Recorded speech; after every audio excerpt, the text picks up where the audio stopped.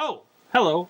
Yes, and with that, let's go to the Indy Minute with the Wrestle Fan. Or, I'm sorry, the artist formerly known as the Wrestle Fan.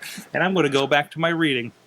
As I was going to say, Sorg is busy. It's time, folks, for this week in independent wrestling. And Sorg, you better put that book down because IWC, as you mentioned, was this past weekend. Double shot weekend for IWC. Sorg, let me know, how did that that fun weekend go? Yes. Yeah, we were there for that. It's a big. Sorg, stop playing Second Life. It was a big double shot weekend. Yeah, Second Life in my Winnie the Pooh book. No, a big double shot weekend. Again, Cage Fury, 2 cage matches there Saturday night, and of course over in Newell, West Virginia for Mountain State Madness 5. Also a cage match ending that show.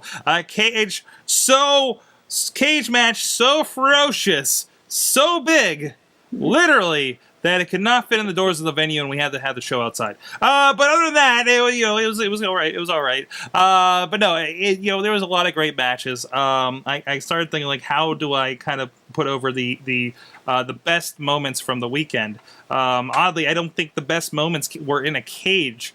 For me, at least for what I look for in these shows. 2 of my fave 5 definitely go to the Rowe versus Bobby Fish match and then rematch from the weekend. Really good stuff. Eamon, I think you got a chance to see that as well here. And for Ring of Honor in San Antonio, yeah. You saw it, yeah, in San Antonio. Followed by a lot of props to Facade versus friend of the show, Andrew Palace, actually. Is definitely up there as well. And beyond that, it's good to see Zema Ion in the ring. Not in the ring, but he was actually involved in a couple of instances with the Chair Shot Reality segments with Justin LaBar, friend of the Mayhem show that we've been working with over the summer here. And also great to see Mark Madden was actually part of Cage Fury on Saturday night. He had a kind of a QA that people could attend before the show. We snuck over and got to listen to a little of it. And one thing that I really enjoyed working with him over the summer was hearing some of his old WCW stories. And that was the kind of stuff that he was really sharing that night. And he actually did participate with our friend of the show, Joe Dabrowski, and some of you guys might know him from recent Ring of Honor announcing fame. He was on some of the road rage shows that have been aired in recent months. But it was really cool to see him kind of go toe and toe with somebody that was in position Madden was when in wrestling, and I think Madden still got it really. Guys had me cracking out all weekend between those two, between Joe and Farnsworth as well. Dalton Castle was on the mic for a bit, Plummer as well. It was a really good shows all around. A lot of the new talent stepping up. I gotta call out, you guys know Chess Flexor, who's been on the show multiple times, Andrew Palace, Brian McDowell, who since we talked to him there at WrestleCon, he's come up with this awesome bowling situation that he comes to the ring in, as well as Corey Futuristic. They are now known as the STDs, Sexy Talented Dudes. And they have a T-shirt and everything. That's a very appropriate name. I don't see what you're talking about. No, obviously not. But no, really great show all weekend. Castle McChesney, Hot and Colin Delaney, all great stuff from those guys. So go check it out. We'll have the DVDs out here. It should be available at any second through IWCWrestling.com. We'll have the digital download ready for you for the instant access later this week, I think, at this point. It's going to be a little weird with the holiday, and since it was a double shot. So stay tuned for that. It was wholeheartedly, they were both tremendously fun shows, and I sometimes enjoy those spot shows even more than the big ones like Cage Fury was, and this was no exception. Everything was great in its own right for different reasons. So awesome. IWCWrestling.com for all of that. Back to you, Eamon.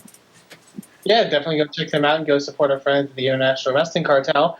Also, there are a couple big events that are happening this weekend. The first that I want to mention is for our friends over in the California area who are fans of Pro Wrestling Guerrilla. They are having their big 2-night tournament that they hold every year, the Battle of Los Angeles, affectionately known as BOLA. They have a lot of names that they're bringing in this year. A lot of new faces mixed with some of the PWG sort of regulars, and it looks like a very stacked lineup. So if you're in the Reseda, California area, August 30th and August 31st, go check out Pro Wrestling Guerrilla. They're putting on some of the best stuff on the independents right now. It seems like a very fun. They always seem like they have very fun shows, very interesting environments, and that's going to be a show to definitely check out if you're in anywhere around the California area this weekend. So go to ProWrestlingGuerrilla.com for more information about everything PWG. Am I seeing RJ City as a part of that? I don't believe so. No, I know Anthony Nese, another IWC competitor, is a part of that in Anthony Nese. But no, a lot of great competitors. I know ACH is in there. Ring of Honor star Tommaso Ciampa is making his PWG debut. Mm-hmm. I'm sorry, I didn't get the chance. I forgot about this one. RJ City, I finally got to see debut, and he's been a really good one. I've enjoyed his promos on YouTube leading up to the events, and he's definitely kind of all that he's cracked up to be. Of course, this guy is on the Splat-A-Lot on Nickelodeon show. Yeah, I have never watched it, but that's what I've heard. He in both instances sang himself to the ring. To give you an idea where he's coming from. Is also involved a lot in those chair shot reality segments over the weekend too. So, aligning himself with one just to the bar, as it seems. Yes. So yeah, interesting stuff.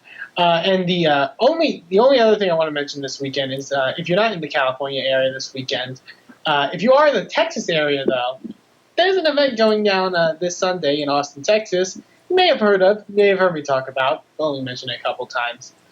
Inspire Pro Wrestling, the company that I'm working for.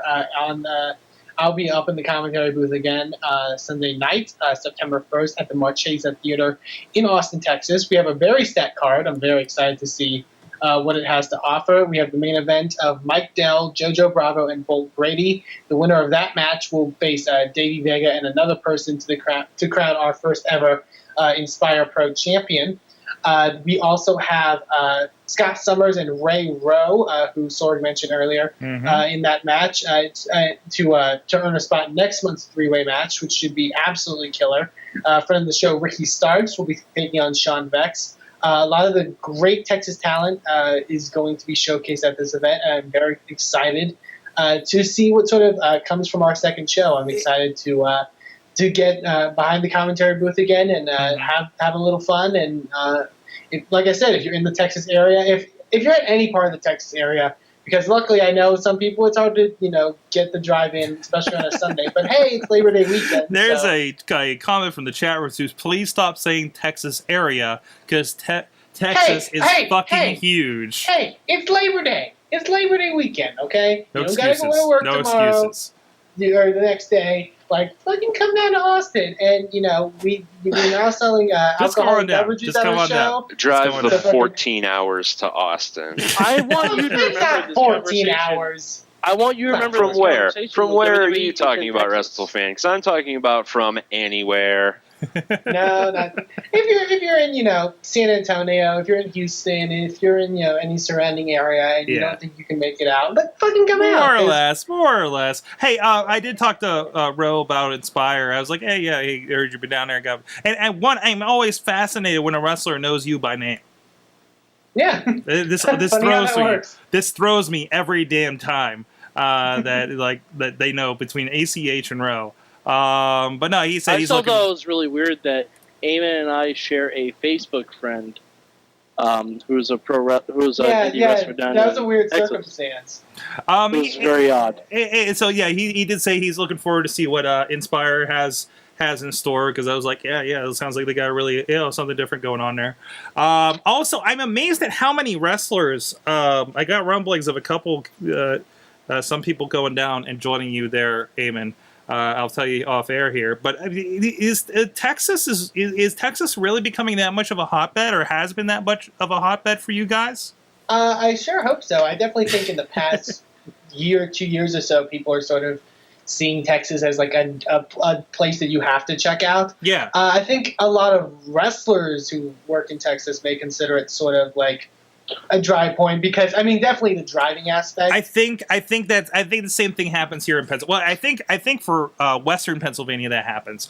And I don't know because I know a couple local Texas workers recently relocated to St. Louis just because it's easier and they can get sort of more varied areas. Yeah. And I know a lot of groups like an ACH or a Davey Vega and that will drive like 12 hours to come to a show in Texas. Mm-hmm. Well, I was hearing it's all Eamon. He's the Texas-Pittsburgh connection. He is. I heard people were really happy when ACH started doing stuff up in this area or the Northeast at least because his style, the word I heard over the weekend, and I apologize, I honestly can't remember which one I talked to so many people this weekend. Was that his style fits more with this Northeast kind of style of wrestling? You know, I mean, you could call and I think a lot of people consider Texas to be sort of like very old school, and more the like Von Erich style, which is not true. You look in this city and you see just look at Anarchy. A lot of people, you see a lot of people that have different styles that really could go to an East Coast and fit in perfectly. Yeah. I mean, you definitely have like your NWA kind of things, which I presume they seem to be from what I've seen, or even River City Wrestling that you used to talk about. They did seem very old school, even though they did have some of the intergender kind of thing going on. But that seems to be just a trend in general in indie wrestling. It is very interesting to see that kind of style thing. Like the conversation I heard was somebody going down to Texas, running down there for a little bit before going to Japan and doing a run. I thought that was really interesting that that's the path. But I think for this individual, it's going to be really good. Because I think they've definitely played out their resources amongst groups here in the Pittsburgh and Cleveland area, and I think we ever really. And again, I'm not a wrestler, or anything, and know really what it is for those guys to go to anything. But I know as a fan, it seems like we have a good bit of great stuff here between not only what we talk about every week with IWC and RWA, but there's PWX that's running all the time, and like them or hate them and what they're doing. I definitely don't like their TV, but they've got stuff going on. There's something like KSWA and Vicious Outcast Wrestling. There's a lot of options just in the Pittsburgh area. What other area do you know? And maybe you have something down there in that area to this effect, but there are 5 choices in the greater southwestern PA area, the greater Pittsburgh area of wrestling shows for you to go to. I can't believe how much choice I have right now. Yeah, you think you have a lot of choice in Pittsburgh.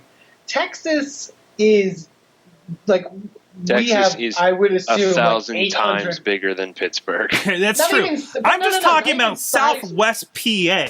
I'm talking about size-wise, though. I'm not even. I'm talking like the worst I have to go is an hour for any of these shows. Right. Seriously. In San Antonio alone, there's at least you can probably go to 4 shows a month in San Antonio alone. Yeah, and then you take into account Austin and Houston and everything like that, and Dallas. There's so much option. It's spectacular at times. I do think it kind of diminishes things at times, but it's great to see so many people and see so many different, like I said, different styles of people. That's great. Take a friend of the show, Ricky Starks, for example. Yeah. He's one of those guys that you could take from Texas and put in the East Coast, and he would fit in perfectly. Yeah, his style is just that way. Definitely. Yeah, this is, and I know you feel like we've had dry spells in the past, but definitely, I love how, and be happy if you're in an area like this. It seems like around the Detroit Flint area, there seems to be a ton of stuff happening up that way. Obviously, there's stuff all through Ohio for us. There's stuff down in West Virginia, whether you like it or not. I always hear kind of wonky stuff about West Virginia wrestling promotions, but versus. I heard Scott Hall on the Stone Cold Steve Austin podcast talking about he's like, Cody was coming up, his son, and he's like, he's working indies, but I want to get him out of Florida because there's really nothing worth working down there where they were in Central Florida. So he ended up in Atlanta, and Atlanta's got to be a hotbed of wrestling considering everything that's come through there. There's got to be something going on. I know we don't hear anything up here, but yeah, nothing beats the whole Eastern PA, New York City area. That's kind of New Jersey. That's pretty insane how much wrestling they have going on out there, though. So excellent. Yeah, well, basically the moral of the story is if you live somewhere There's indie wrestling somewhere. No, around. not Just go true. to No, it. it's completely not true. There are Unless you live plenty in, of Unless you live in, like, areas. fucking Wyoming or whatever. Okay? I know. Well, yeah, Middle America can't have much for pro wrestling, or at least anything that's of anything to speak of. No. But I think if people would be surprised if there is a local promotion that's somewhere. It may not be something. Yeah, and for the longest time, because I know I was never exposed to anything. There's all this stuff, like, growing up, there's always stuff down here in Pittsburgh, but there was never anything. And now there's like, wow, there's something in Erie. Wow, there's stuff playing from where I used to live here in northwestern PA, right across the border in Ohio, practically. I mean, geez, if I was your age and I had this kind of access to wrestling, oh my God, I wouldn't have gone through school. Yeah. Well, think of it. I mean, I live in Corpus for most of my life, where there is no indie wrestling whatsoever. Exactly. And then I moved to San Antonio, and it opened the gate to independent wrestling, which is kind of interesting. Is really doesn't wrestling flourish in small depressed towns? It is, isn't it? Corpus. Seriously, sorry, Corpus, it's true. Because I think about the spot shows and where some of the people run around here, and it's not in Pittsburgh, and it's in these small towns that honestly don't have anything going on. And I'm not trying to run down the towns or anything, but that's where these things can be hot. Why do you think Tommy Dreamer started House of Hardcore in Poughkeepsie? There you go. But Poughkeepsie. Why do you think ECW started in Philadelphia? There you go. Exactly. I mean, and South Philly. Take a walk through South Philly. Okay. I'm gonna say on that. So thank you, Eamon. Indy Minute. Fantastic conversations. Well, thank you. That, my friends, is the Indy Minute for this week. Indeed. And we're going to go.